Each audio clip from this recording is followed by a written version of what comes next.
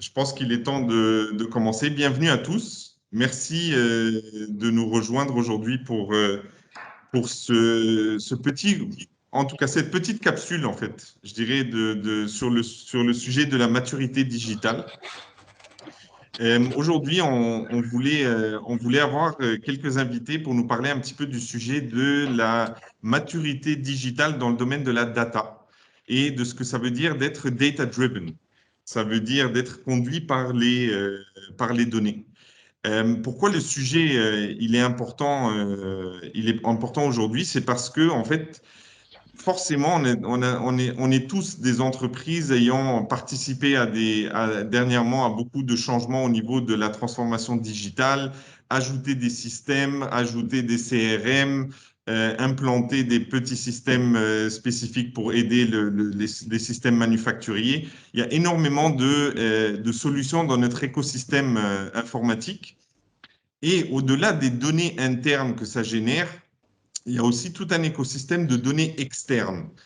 Euh, en fait, le défi aujourd'hui, c'est comment capitaliser sur ces données et comment aider à la prise de décision dans ce monde qui est quand même relativement incertain et qui est très, très dynamique. On a toujours l'impression que les choses se sont beaucoup accélérées et que, en fait, il nous faut un peu plus de base de décision pour nos investissements, pour les achats, pour les embauches de personnel, savoir essayer de prévoir un peu mieux l'avenir basé sur les données et être un peu action-driven, ça veut dire réaliser nos actions à partir d'une base d'information très solide, en fait. Forcément, on va parler aussi beaucoup de booster les ventes et de travailler dans le domaine du retail.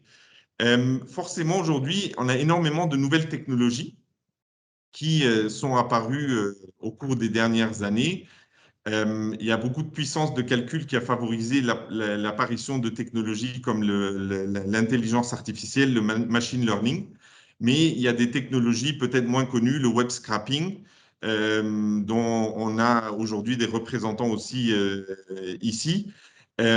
Aujourd'hui, l'importance de tout ce qui est l'intégration de données, donc l'échange de données entre les systèmes avec les web services, avec les microservices, et tout ce qui est vraiment l'automatisation des processus. On parle de RPA, Robotic Process Automation, basé sur la data, de automatiser certaines actions. Pour nous parler un peu du sujet, en fait, donc moi je vais être l'animateur, Carlos Navarro, moi je suis le CEO de Teamsoft. Et avec moi aujourd'hui, j'ai un panel très, très varié et très intéressant d'experts dans le domaine de la data. D'un côté, donc, je présente Sabri Rariani, qui est IT manager chez Exist. Exist, un grand retailer tunisien qui, au-delà des points de vente, travaille énormément dans l'évolution du métier du retail en Tunisie. On a Hedi Zehr, CEO et co-founder de Datavora, une start-up ou scale-up dans le domaine de la veille concurrentielle et du price monitoring, qui va nous parler un petit peu de son expérience dans tout ce qui est vraiment l'utilisation de data externe à l'entreprise. On a Slim Khalel du SAS Institute, qui est Senior Client Advisor et Go-to-Market Lead for EMEA, pour le marché Europe, Middle East and Africa, qui est en même temps spécialiste aussi dans le domaine du retail et du CPG, donc les produits de consommation. Je vais laisser chacun se présenter rapidement et en même temps, ce que je voulais savoir, c'était un peu que chacun explique qu'est-ce que fait votre entreprise dans le domaine du data-driven, ok? Qu'est-ce que ça signifie pour vous? Je vais commencer par Hedi, la présentation, et on va continuer avec Sabri et Slim. Donc, à vous, messieurs. Bonjour tout le monde, merci pour l'opportunité et merci d'être là tous. Alors, je m'appelle Hedi Zehr, j'ai un background technique en fait. Je suis à l'origine un gars de l'informatique, je suis ingénieur et dans une autre vie, j'ai fait des recherches universitaires. Et depuis, j'ai créé Datavora. Datavora, en deux mots, nous ramenons des données externes au système d'information de l'entreprise, à son ERP, à son CRM, etc. Des données qui existent sur le web. Et c'est des données de l'offre concurrente, en gros. Qui de mes compétiteurs vend quoi, à quel prix, à quel moment, quand est-ce qu'il est en rupture de stock. Et nous ramenons ces données-là à l'entreprise pour qu'elle augmente un peu son patrimoine de données et améliore, optimise sa prise de décision en matière de pricing, en matière d'optimisation d'assortiment, en matière de suivi de tendance, d'études de marché, etc. Voilà en deux mots ce que fait Datavora. Super, merci beaucoup.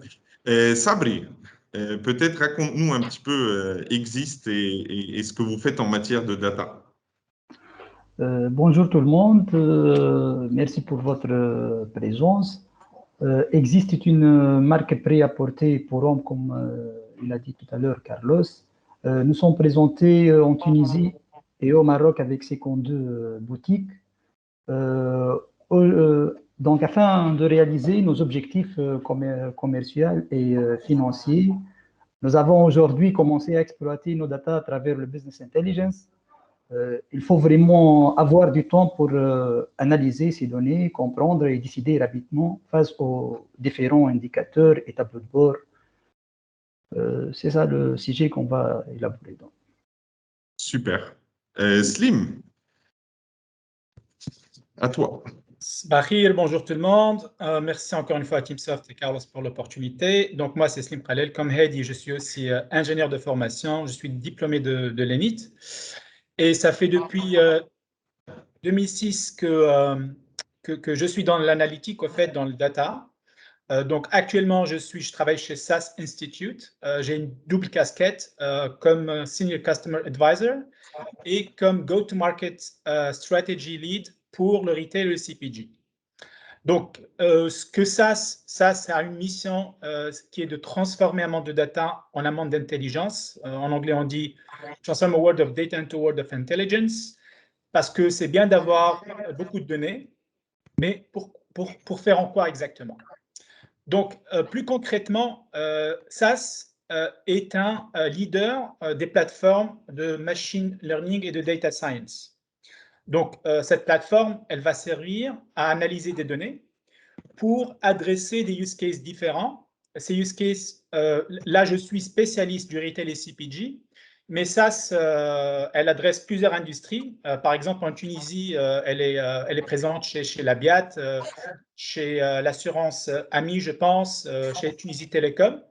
Donc, pour vous donner des exemples concrets, quand on parle, par exemple, dans le banking, on parle des use cases, par exemple, de credit scoring, c'est-à-dire en tant que client dans une banque, quand tu vas chez une banque pour avoir un prêt, la banque va décider s'ils vont, oui ou non, vous donner le prêt, et puis à quel taux et à quelles conditions. Donc, il y a un modèle analytique de scoring qui va se faire. Et la plateforme de SAS, ce n'est pas la seule, hein, il y a bien sûr des concurrents, va aider le banquier à prendre cette décision. Un autre exemple, dans le retail, par exemple, on parle de forecasting ou de prévision des ventes.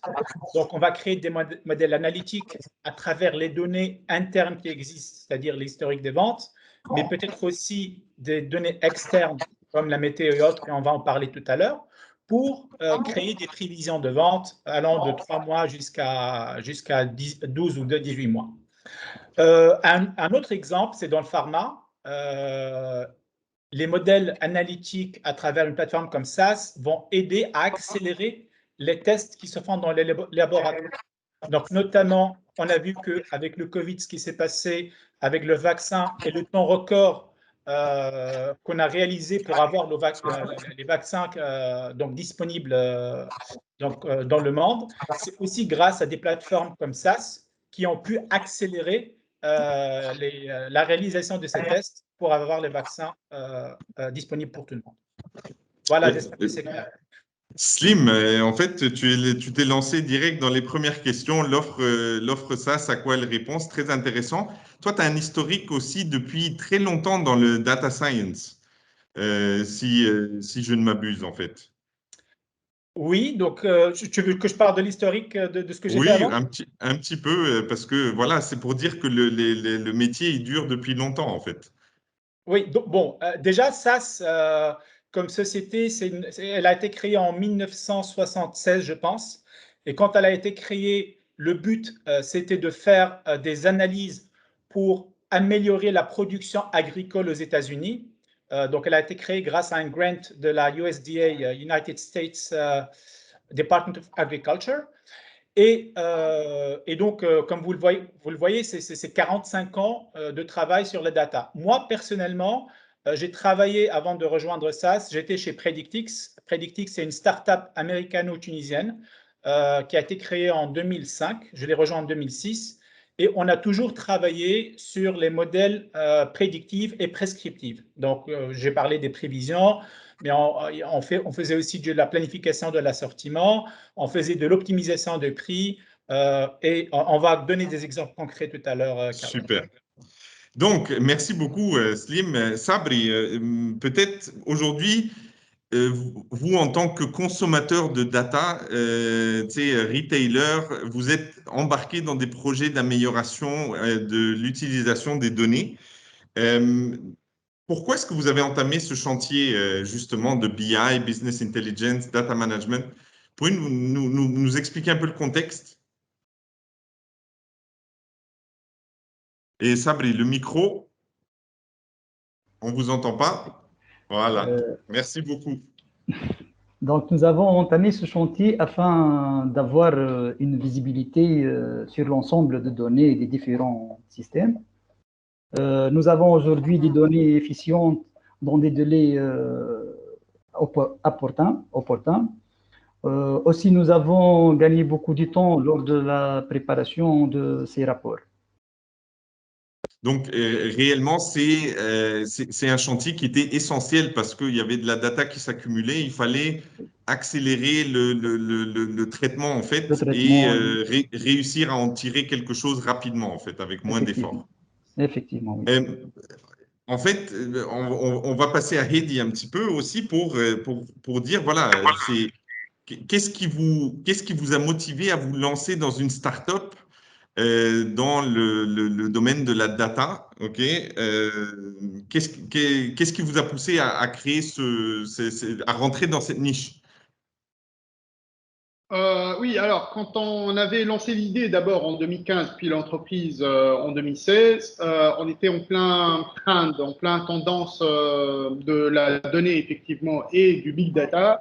Moi, j'avais un historique personnel, si on peut dire, en termes de recherche et d'expérience professionnelle chez des archiveurs du web ou sur la donnée des réseaux sociaux 10 ans avant. Sur la recherche d'informations aussi, et on cherchait à se lancer dans la donnée, dans le big data. Alors, il y avait beaucoup de compétiteurs, l'offre était déjà riche et consolidée en termes de données pour le e-commerce, mais particulièrement pour la donnée de la demande. Donc, la donnée qui sert au retargeting, qui sert au targeting, qui sert à l'acquisition de clients, à l'analyse de comportement du client, à toutes les études en termes de behavior, toute la partie digital marketing, si on peut résumer, et funnel d'acquisition. Par contre, il n'y avait pas suffisamment de données et d'opérateurs qui agissaient sur la donnée de l'offre. Donc, on cherchait un secteur où on pouvait appliquer des techniques de big data en apportant de la valeur à nos futurs partenaires. On avait identifié le e-commerce et les données de l'offre. Et c'est de là où on a commencé à bâtir d'abord une plateforme technologique qui a pris aujourd'hui 4 ou 5 ans à être construite, qui récupère les données de l'offre sur plus de 2500 sites marchands dans le monde, dont une centaine sur la Tunisie, où on récupère systématiquement plusieurs fois par jour la liste des produits, leur prix, leur disponibilité, leur déclinaison en couleur, en taille, etc. Et petit à petit, on a construit voilà, un gros. Si le pétrole, si la donnée est le fuel du futur, le pétrole du futur, on peut dire qu'on est le fond berger de la donnée web, en fait. Voilà. En fait, c'est très important en fait parce que justement le focus était vers la donnée externe parce qu'aujourd'hui, oui, on cumule des données internes, mais il y a aussi énormément de data. Et avec l'avènement du web et toutes les technologies de référencement web et compréhension, connexion envers les réseaux sociaux, il y a énormément, et sur les plateformes web, il y a énormément d'informations à collecter sur le web. Si on revient un petit peu sur la donnée interne, Sabri, vous êtes en train de travailler sur une vision BI, data-driven en interne. Comment est-ce que vous allez quantifier, qu'est-ce que vous allez en tirer et comment vous allez quantifier vos bénéfices d'avoir fait cette démarche de business intelligence?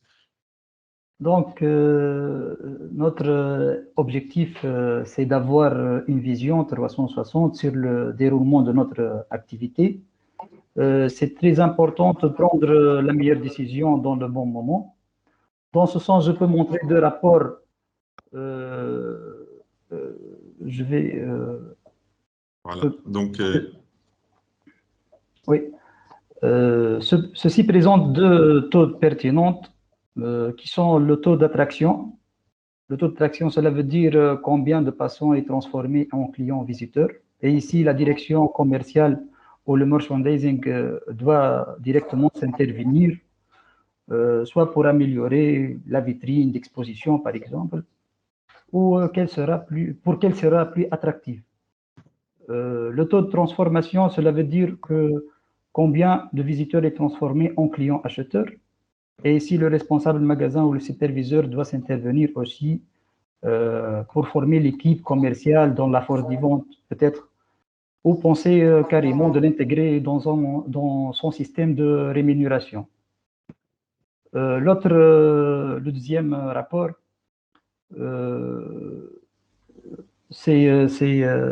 présente le résultat brut par secteur.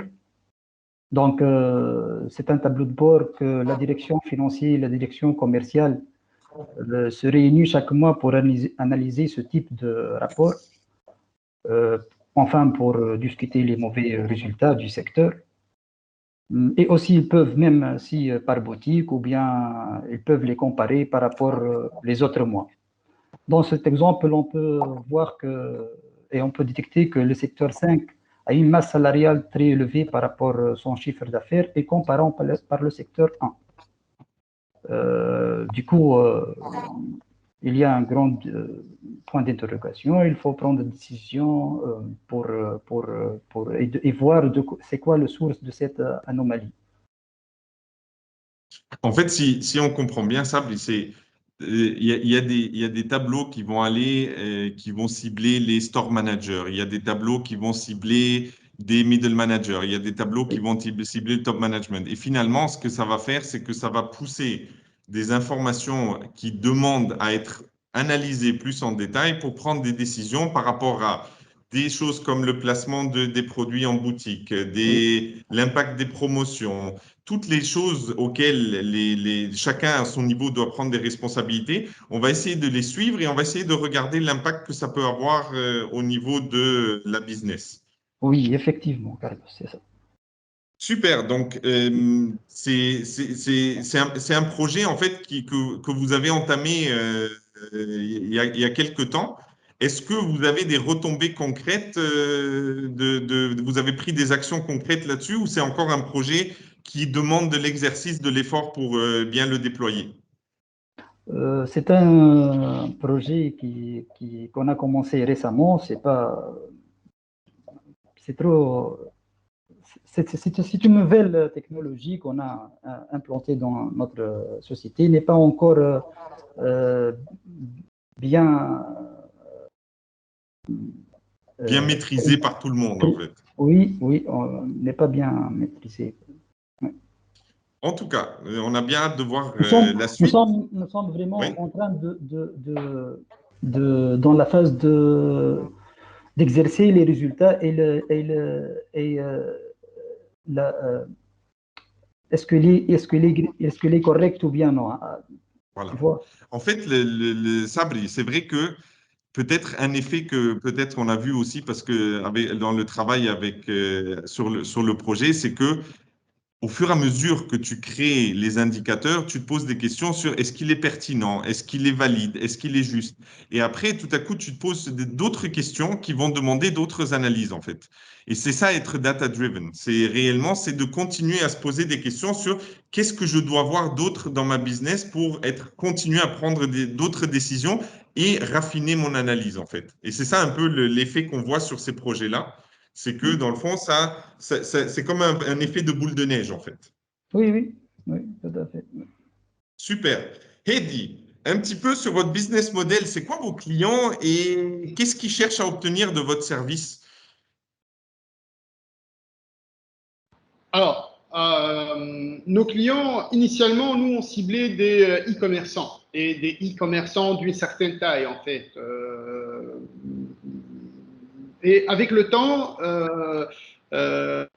on a commencé à adresser des e-commerçants qui sont de plus en plus petits. Aujourd'hui, notre cœur de métier se situe chez les e-commerçants qui font entre 1 et 20 millions de chiffre d'affaires, en gros, 1 et 20 millions de dinars ou de dollars. Et puis, on s'est diversifié aussi vers les marques qui ont un besoin. Tous ces besoins-là, tous les use cases tournent autour du même socle de données, en fait, de la même donnée brute, mais chacun y voit ce qu'il veut voir ou ce dont il a besoin de voir. Si je peux partager mon écran, je vais illustrer ça par les use cases, par quelques illustrations. J'espère que tout le monde me voit. Voilà. Et en fait, le premier usage, la première nécessité de nos clients quand ils s'intéressent à ce type de produit, c'est d'avoir l'offre e-commerce qui est sur le marché.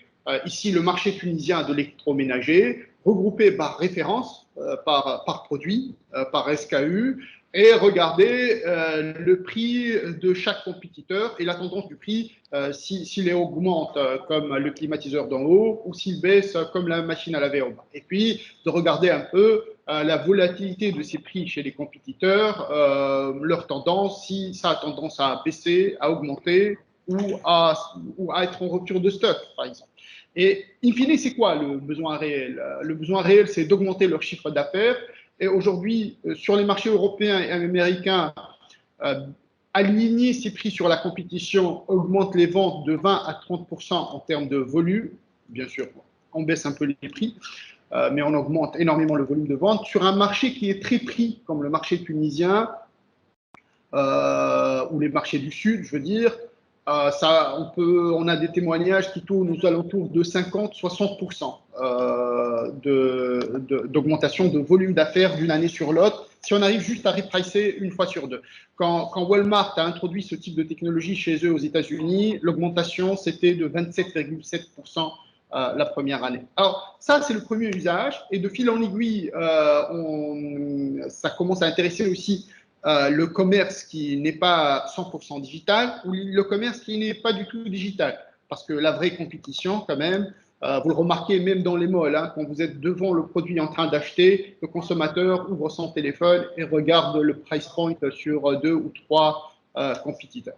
Alors ça, on le faisait d'abord sur des produits comme ça, hein, sur les e-commerçants ou les retailers multimarques, donc ils vendent tous les mêmes produits, donc des choses comparables d'une manière aussi explicite et rigoureuse que celle-là.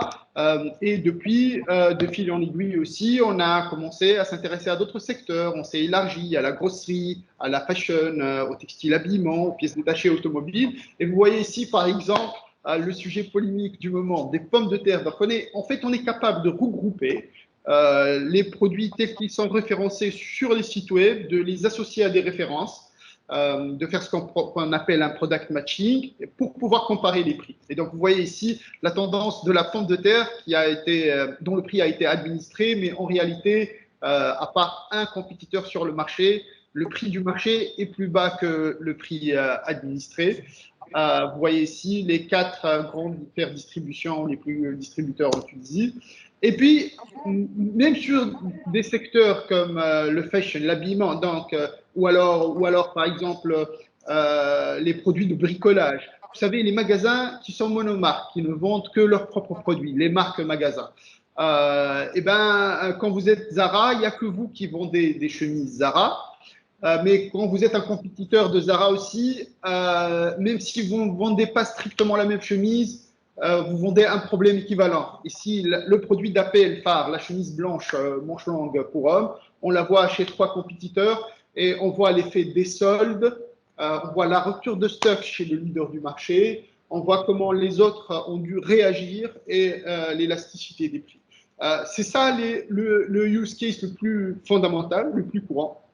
Qui vend quoi à quel prix. Après, encore, il y a des trucs très drôles, du type, j'ai un produit qui tourne très bien en boutique, mais ça, je sais repricer avec mes données internes, mais à un moment, il ne tourne plus du tout, il ne se vend plus du tout. Et en fait, on se rend compte après coup que quelqu'un d'autre le vendait moins cher. Ou alors, un produit qui ne se vendait pas du tout, et d'un coup, il décolle, et puis il est en rupture de stock. Bien sûr, il y a des techniques de gérer ça avec la donnée interne, mais en réalité, c'est parce que je suis devenu d'un coup le moins cher sur le marché. Donc après, il y a beaucoup de subtilités. La toute dernière, c'est celle-là, en fait, dans la fashion. Par exemple, on peut suivre la proportion des couleurs des habillements qui sont sur le marché, mois par mois ou semaine par semaine, et on voit si le bleu est trendy, si la tendance c'est le bleu, les leaders vont-ils plutôt du noir ou du blanc, donc analyser des trains. C'est ça en gros ce que cherchent nos clients. En fait, ce qui est intéressant, c'est vraiment les technologies qu'il y a derrière ça. C'est des technologies qui peuvent s'utiliser sur beaucoup de use cases, en fait. Dans le fond, c'est aller chercher des données. Et en fait, ce qui est important chez vous, dans ce use case-là, c'est le temps de réaction qu'on doit avoir, c'est un temps très rapide, en fait. Ça veut dire qu'on est dans le action, c'est data to action très, très rapide. Parce que dans le fond, on est dans un marché qui bouge très vite et dans lequel les prix changent beaucoup. Et donc, forcément, ça nous pousse à devoir réagir très rapidement. Et ça, c'est un peu la force de cette approche-là. Si tu me permets de juste rebondir sur ça, nous on sait aujourd'hui qu'il faut s'aligner au moins une fois par jour. C'est ça, que l'information sur le marché circule en 2 heures. Donc quand vous commencez à faire une promo ou quelque chose est en rupture de stock, etc., le consommateur, l'effet sur vos ventes arrive à peu près en 2 heures. Et du coup, la bonne pratique, c'est quelques fois par jour quand même. Ce qui est énorme, hein, ce qui n'est pas le rythme quotidien de l'entreprise ou du retailer. Ouais. Et ça, c'est un challenge, pas juste de data, mais c'est un challenge organisationnel aussi. Peut-être pour nous parler d'autres challenges, en fait, d'autres cas d'utilisation, Slim nous parlait un peu d'autres use cases intéressants sur lesquels tu travailles et qui peuvent nous donner une vision de l'importance de la data pour résoudre des problématiques business, en fait. OK, si tu permets, Carlos, je sais qu'on s'est mis d'accord sur un use case, mais je vais en faire Mais 3. alors là, Donc, let's go. pour rebondir ce qu'a dit Sabri, ce qu'a montré Sabri. Je pense qu'il est intéressant, il a montré des dashboards où il parlait de l'effet de l'agencement de la boutique sur les ventes. Le fait d'avoir 2-3 vendeurs sur les ventes. Je pense qu'il est intéressant, et là je lance un challenge à Exist, c'est de créer des modèles de prévision où tu prédis les ventes avec certains agencements. Donc, au-delà de l'utilisation des historiques, etc., pour créer des prévisions de vente, les données, je pense, qui sont stockées chez vous, qui sont intéressantes, et non pas de voir l'analyse de ce qui s'est passé, mais de voir ce que peut avoir l'impact. Et c'est là où, je pense, les décideurs, les exécutifs, s'ils ont cette donnée-là, ils vont pouvoir prendre la décision beaucoup plus rapidement. Donc ça, c'est le premier use case que je vois qui est intéressant. Et sincèrement, même en Europe, je n'ai pas vu des données de ce type-là utilisées dans des modèles de prévision, mais ça sera intéressant de le faire. Le deuxième cas qui est intéressant, je pense, par rapport à ce qu'a montré Hedi, c'est historiquement, comme je l'ai dit tout à l'heure, j'ai travaillé sur des projets d'optimisation de prix. Et historiquement, ce qu'on a utilisé pour l'optimisation de prix, c'est bien sûr l'historique des ventes ou les prévisions de vente, pardon, les contraintes logistiques, les contraintes par rapport au stockage, etc. Mais de plus en plus aujourd'hui, on a la possibilité d'utiliser donc des données externes. Quand on parle de prévision, par exemple, pour les données externes, on parle de la météo. Ça, c'est le cas le plus intéressant. Mais ce qui est encore plus intéressant pour l'optimisation de prix, c'est la concurrence. Est-ce que fait la concurrence? Et là, ce qui est en train de faire, c'est des partenariats entre des compagnies comme Datavora et le retailer directement, ou Datavora et des compagnies, des éditeurs comme SAS, pour intégrer ces données-là dans les modèles d'optimisation de prix afin d'avoir donc le meilleur résultat possible. Donc ça, c'est le deuxième use case. Le troisième use case, c'est un use case qui est récent pour moi, parce que historiquement, j'ai toujours travaillé sur des projets de merchandise et de supply chain planning. Là, c'est un cas de fraude. Donc, on travaille actuellement avec une chaîne de supermarchés en Tunisie qui a un problème de fraude à différents niveaux. Il y a des fraudes au niveau de l'entrepôt, c'est-à-dire au niveau de la livraison des produits, mais il y a aussi des fraudes au niveau de la caisse, au niveau des magasins. Donc, ce qu'on essaie de faire, c'est de les aider à détecter ces situations de fraude et agir très rapidement. Parce que ce qui se passe aujourd'hui, c'est qu'ils se rendent compte qu'il y a eu des fraudes des mois après, et donc la réaction ne sera pas aussi efficace. Donc, ce qu'on leur demande, à ce stade au moins, c'est les données par rapport à la caisse. Les données, ce n'est pas uniquement le produit et le prix. Il nous faut avoir donc le produit, le prix bien sûr, mais la date et l'heure de la transaction, l'identifiant de l'employé, la caisse qui a été utilisée, s'il y a des discounts, s'il y a des promotions. Et à partir de là, on va créer des modèles analytiques qui vont nous permettre de trouver les patterns, les trends ou des fraudes au passé. Donc, il y a eu des fraudes au passé. Et à partir de là, ces modèles analytiques vont nous pouvoir de trouver d'autres états de fraude dans le futur et de permettre aux retailers de réagir très, très rapidement. L'idée, c'est de réagir très rapidement. Ce qu'il faut savoir, c'est qu'il y a eu des recherches aux États-Unis qui ont été faites sur ce que représente la fraude dans le retail, et c'est à peu près 5% du chiffre d'affaires. Donc, pour un retailer donc en Tunisie, dans la grande distribution pour les produits alimentaires qui fait à peu près 100 millions de dinars de chiffre d'affaires par an, c'est quand même 5 millions de dinars. Donc, investir dans des solutions pareilles, le retour sur investissement est plus qu'assuré. Super. Franchement, Slim, merci pour tous ces exemples-là.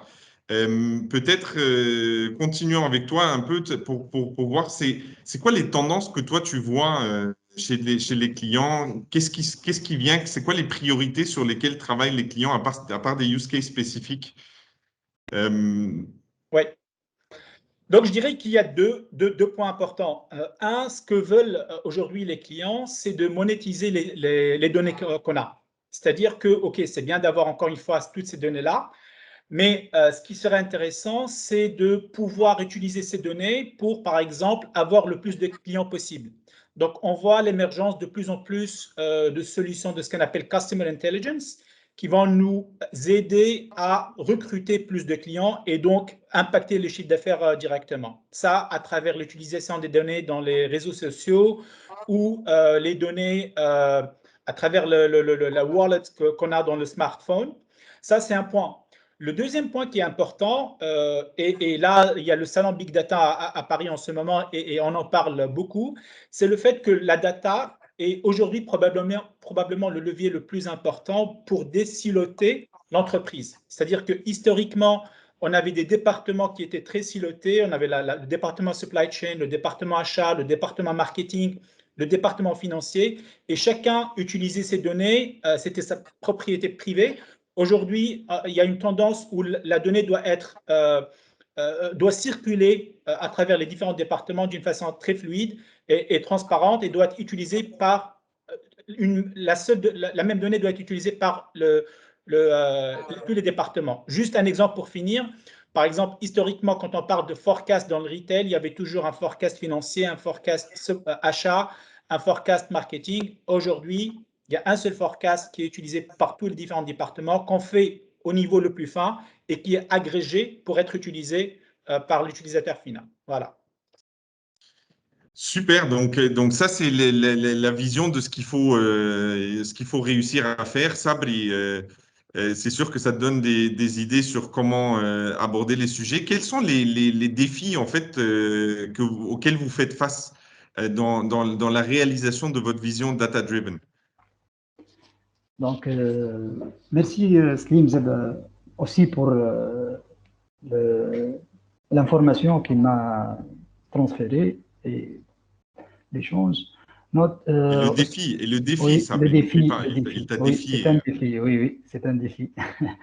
Donc, aujourd'hui, notre challenge vraiment c'est d'extraire, transformer et stocker les données dans une data warehouse bien structurée afin de mieux les exploiter, ce qui nous permet d'améliorer les performances de notre société. Aujourd'hui, nous sommes en train d'apprendre comment vraiment analyser ces données, comment arriver à l'exploiter convenablement et l'analyser. C'est un boulot qui devrait travailler sur ça.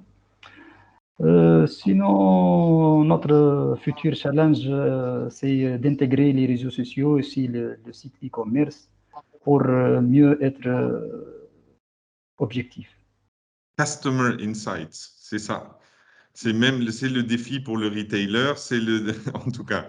Et Product Insights via Datavora. Mais ça, c'est des sujets intéressants. Merci, Sabri. Heidi, j'imagine le même challenge d'adoption se pose pour l'adoption de technologies comme celle de Datavora. Est-ce que vous avez d'autres challenges pour adopter ce genre de technologie très poussée? Oui, alors, nous, on a rencontré au long des 5 années deux défis sérieux, deux axes de résistance et qui nous ont mené, nous aussi, à changer d'avis, à s'adapter et à être plus près de nos clients et partenaires. Le premier, c'est le retour sur investissement, sur l'investissement nécessaire pour adopter une telle technologie ou une telle démarche. Au départ, je vous ai dit qu'on adressait plutôt des e-commerçants internationaux d'une certaine taille.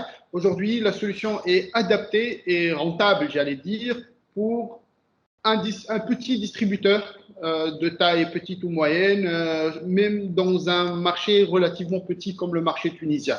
À partir de 1 à 2 millions de dinars de chiffre d'affaires, c'est intéressant d'adopter une technologie comme ça et l'investissement s'amortit très vite en fait. Donc l'outil est devenu plus flexible, plus adapté aux plus petits, à tout le monde, mais en même temps, ça nous mène au deuxième défi. Tout le monde n'a pas un data scientist en fait. Tout le monde n'a pas les moyens d'avoir un data warehouse, une équipe data, d'élaborer les dashboards, de les suivre, de les mettre en place. Et du coup, nous, on intervient, on a adapté aussi l'outil pour qu'il réponde à des questions simples que tout chef d'entreprise dans le commerce, que tout chef de rayon, que tout directeur achat ou responsable achat, les questions auxquelles ces gens-là sont confrontés. Donc aujourd'hui, on a quels sont les produits où je dois baisser mon prix parce que la compétition est féroce. C'est sur un écran séparé, adapté avec un call to action bien précis. On a quels sont les produits où je devrais augmenter mon prix parce que je suis de loin le moins cher dans le marché et je peux jouer sur l'élasticité. Quels sont les nouveaux produits lancés sur le marché par nos compétiteurs la dernière semaine? Quels sont les produits qui sont en rupture de stock chez les autres? Quels sont voilà, donc on a comme ça une douzaine de use cases très précis où la bonne personne, le responsable de cette action dans l'entreprise, a de quoi manger pour sa journée de travail avec des actions précises derrière. Et du coup, on a mâché le travail, on l'a, comment dire, on l'a démocratisé, on l'a rendu accessible aux collaborateurs avec des call to action, des actions concrètes, hein, des actions concrètes. C'est même pas un plan d'action. C'est j'ai 10 produits où je dois baisser mes prix tout de suite. Et puis des retombées mesurables derrière. En fait, franchement, Heidi, merci beaucoup. Et je pense que ça résume bien un petit peu l'état d'esprit, en tout cas, aussi pourquoi on voulait organiser le webinaire. En fait, le data-driven, c'est pas, en tout cas, la vision que j'ai l'impression que tout le monde partage, c'est une préoccupation business. C'est pas une préoccupation technologique ou technique. c'est quelque chose qui doit être drivé par le business. Les business doivent trouver son intérêt, ils doivent poser les bonnes questions pour que derrière, en fait, on ait les bonnes informations et que à partir de là découlent les bonnes actions. Et les bonnes actions, ça veut dire mettre l'information ou les dashboards ou les informations dont ils ont besoin dans les mains des bonnes personnes, que ce soit au niveau de la direction, que ce soit au niveau des opérations. Et c'est ça un peu l'essentiel du message, un peu je pense qu'on était d'accord que c'est ça qui est intéressant, c'est que en fait, tous les projets de data ne sont pas des projets technologiques, en fait. La technologie vient aider, mais quelque part, il ne faut pas oublier que ça a un but business derrière pour avoir de la rentabilité, pour aider la prise de décision. Et je pense que je vous remercie tous ensemble. On est dans un, tu sais, on est en train de travailler sur notre maturité digitale. Et je pense que ces messages-là, ils sont très importants pour nous tous, pour dire qu'est-ce que ça veut dire maturité digitale, ok? Parce que ça veut dire prendre conscience que ben, la data, c'est quelque chose qu'on peut monétiser, qu'on peut utiliser dans nos processus, qu'on peut automatiser, etc. Et que finalement, c'est le use case business qui va nous driver là-dedans. Je veux juste, avant de remercier nos participants, il est 11h moins le quart, et j'avais eu une question dans le chat d'un invité qui, en fait, l'intervention, la question, elle était dirigée, je pense, à Heidi. C'était plus peut-être une touche technique, en fait. C'était que la technologie, elle est basée en termes de data mart ou data warehouse. Peut-être un peu expliquer les technologies derrière Datavora. Oui, alors justement, en termes de technologie, nous, on essaie d'épargner à nos clients et partenaires cette complexité-là. En réalité, notre solution est une solution SaaS, cloud, où c'est nous qui s'occupons de la récupération des données, de leur stockage, de ce qu'on appelle du data wrangling aussi, de leur nettoyage nécessaire. Tout n'est pas au bon format, à la bonne monnaie, bien balisé. Et puis, à leur rendu. Donc, derrière, en gros, si je veux répondre précisément, c'est plutôt un data lake qu'autre chose. Il y a un peu plus de 7 milliards de relevés de prix. Mais en fait, vous n'avez pas, pour adopter cette technologie chez vous, vous n'avez pas à changer ce que vous avez déjà. Si vous avez un ERP et que vous voulez juste récupérer le prix du compétiteur avec des règles dans l'ERP pour mettre à jour le prix, si vous pouvez le faire, ou votre intégrateur ou partenaire peut le faire, alors on a tout ce qu'il faut pour rendre tout ça bien simple avec des API, avec du CSV, du Excel, tout ce que vous voulez. Donc, en gros, vous n'en faites pas trop pour la complexité technologique. Super. Est-ce qu'il y a d'autres questions dans le forum? Sinon, je passe un mot de la fin à nos invités. Pour le moment, pas de questions.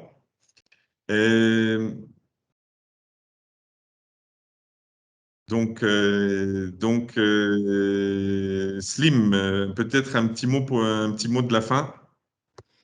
Donc, encore une fois, merci Carlos et Teamsoft pour cette invitation. Ce que je dirais, c'est que ce qu'on devrait faire en Tunisie, là, encore une fois, je m'adresse à Sabri, c'est n'attendons pas de copier les autres, essayons de faire des choses innovantes nous-mêmes. Je pense qu'il y a des cas d'usage qui sont très spécifiques qu'on peut faire, pas nécessairement avec SAS, hein, il y en a d'autres qui peuvent le faire. Voilà, donc essayons vraiment de bien utiliser efficacement les données qu'on est en train de stocker et puis de le faire, et que ça soit une culture. Voilà. Super, Sabri, ta réponse à ça? Donc, pour un mot de la fin? oui, c'est sûr. On a commencé en premier pas de systématiser les besoins qui sont vraiment lourds aux utilisateurs du système. Aujourd'hui, il n'y a pas des solutions qui répondent en même temps pour préparer des tableaux de bord et du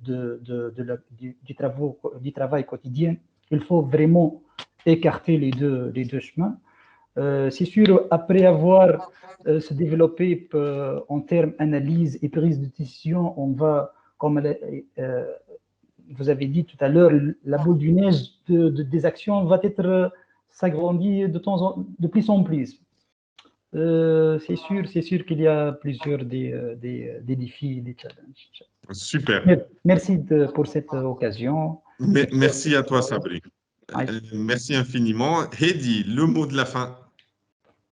Le mot de la fin, d'abord, merci beaucoup pour cette opportunité. Merci à tous pour être présents et attentifs. Et le mot de la fin, en fait, c'est plus simple que ce que vous pensez. Il suffirait de commencer et de récolter les fruits rapidement. Voilà. Donc, sur ce, la maturité digitale, on va continuer la série de webinaires sur le sujet. On a plein de choses à discuter dans le futur sur le social selling, sur justement le customer insight. Je pense que c'est quelque chose d'un sujet très, très important à développer dans le futur. Donc, on va continuer cette série. Merci Slim, merci Sabri, merci Heidi pour votre temps et en tout cas vos interventions super intéressantes. Et franchement, au plaisir de continuer à bosser ensemble. Et merci à tous les gens qui ont pris le temps de suivre et nous espérons réellement que vous en avez appris quelque chose pour votre chemin vers la maturité digitale et le data-driven. Merci beaucoup à tous. À très bientôt. Au revoir. Merci, au revoir. Et au revoir. Au revoir.